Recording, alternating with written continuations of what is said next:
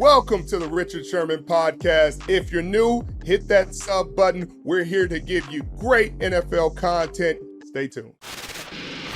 Tell me something about, because Patrick gets all the credit he obviously deserves. He in a different realm, a different stratosphere than any other quarterback in the league, including Josh Allen is probably as close as anybody can get. But tell me something they don't know about him, because I enjoyed playing him against the Super Bowl. We played him. We held him in check, relatively in check for most of that game. And then 7 minutes to go, he showed you why he's going to be a Hall of Famer. And you got a lot of respect for what he was able to do and what he's done in his career.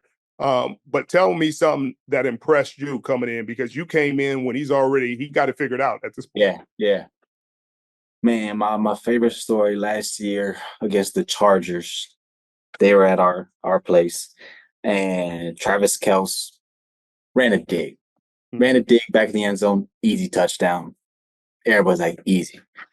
Mahomes came back, because where the DBs sit is the same place quarterback sits. So every time, they score, he comes sit right next to us. That's what we go out.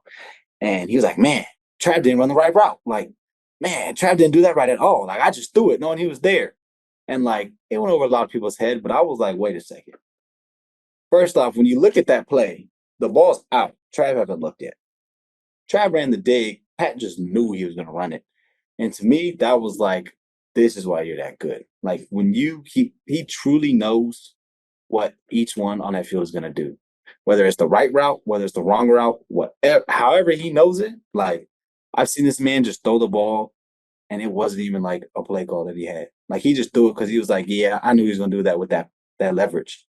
And I was like, man, like, how deep? I don't even know how much studying that will have to take to know that your receiver on a post play may run a corner because of a split, and I'm gonna throw it on time because I know he's gonna do it. Like, to me, that's when I said, oh, you're way like, people ain't catching that, because that was different. Yeah, right. That's crazy. Yeah, you can't even teach that. I don't know what you would call that. You can't teach it. You can't coach it. You can't sit there and talk about it in the film room like, hey, if he over here, because in the heat of the moment, like, a lot of bullets is flying. Like, nothing's perfect in the game of football, offense and defense. So when you got somebody who can clean it up just off of just knowing what the player's going to do, man. And we go against it for a whole month in training camp. And that whole month is the most annoying month ever, bro. Like, I'm telling you, I'll have perfect coverage. Like, I'm like, no way he throws this ball to this receiver, like, plays dead. Ball out of nowhere. I'm like, man. And that's when I learned, like, you can never not think the ball's coming. Like, Patrick Mahomes truly scarred me in the NFL, because I'm like, at any play, this ball can come, because I've seen it. Like, if you beat, the ball's there. Yeah. Oh, yeah. One step. If I see one step, I'm like, oh, damn, that ball's there. Like, nothing I can do, literally. What is the secret sauce in there? You come from UW, and you guys had a good program. Y'all won some games when you were there, but you get here, and Kansas City just got the formula right now. I don't know what it is. I'm not in the building. Everybody playing music at practice. Everybody got vibes. But, obviously Patrick Mahomes and Spags and Andy Reid are a big factor. But what do you feel like is the secret sauce to this success?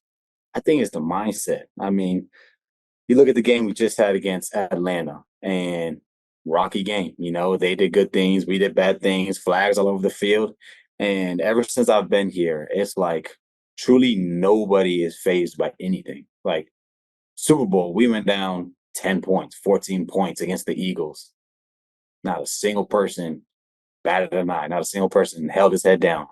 And I feel like, for me personally, like, that helps so much, because so many things, the game's emotional. Sundays, you're down, you're upset, things are going your way.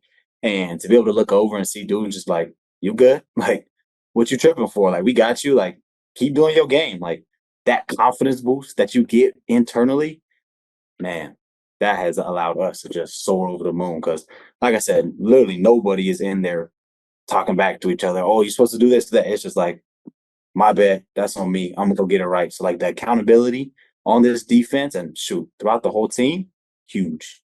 That's awesome. That's awesome to hear, man. Huge. I love to hear that, because that's good culture. That's good culture. No matter who you inject into that, they're going to buy in, because your top players, I want to talk about Chris Jones, because regardless of all the good things they say about him, I don't think he gets enough credit. That boy get in the playoffs and wreck literally every game. I mean, he wrecked the Niners at the end of that game, the last play. First off, you don't block Chris Jones. If there's nothing else I'm doing when I come up with a play, we got the end of the game, I'm a block 95, or I'm gonna try to. I'm gonna throw three bodies at him and try to slow him down. But talk about his impact and how it is playing with a guy like that who's just a generational talent. And you're a generational talent yourself. Yeah, I mean, yeah. all pro so early in your career. Man, I love it, especially on the back end. One, you know that ball gonna come out because 9-5 gonna be there. And so the quarterback not just gonna be back there patting. But he's one of those dudes. My favorite thing to say about Chris Jones is he's like the energy and the positivity that he has every single day. Like, I think that goes very unnoticed. Like, we are in Super Bowl. It's third quarter. We're down a little bit. We're tired, tough. Chris Jones is in that huddle popping jokes. Like, dudes is genuinely like, I genuinely have laughed so hard during the game because of Chris Jones that like I look back and just be like, ain't no way. Like, I'm so locked in, like tunnel vision. Like, this is the game.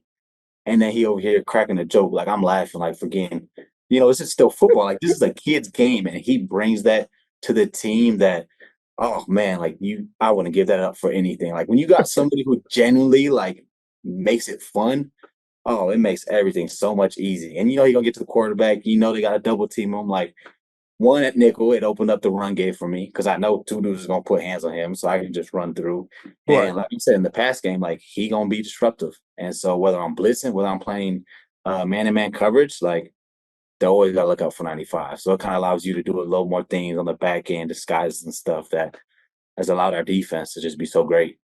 And people, for the casual fans out there watching, the run game fits he's talking about, to try to simplify it, when he's out there in a slot receiver guarding two, there's a gap between the end and the tackle that he's responsible for. It's the B gap or the 3 gap on offense, or 4, whatever you guys want to call it. But if the guard pulls, then he got to go to another gap further down the line. If it's run away, you guys might have or run comes to you, you might have to turn back or spill, et cetera, et cetera. So all this is happening while he has to diagnose run pass. Like, hey, you got to figure out if it's pass first. If it's pass, you got to guard your man. You got different responsibilities. But if it's a run, you got to make a quick split-second decision to get in there. You don't get the chance to think about how big the back is, if the pulling guard's 350 pounds, if this is going to hurt or not. You just got to get in there and make a play. And that is what you've done, and that's what allowed you to be special.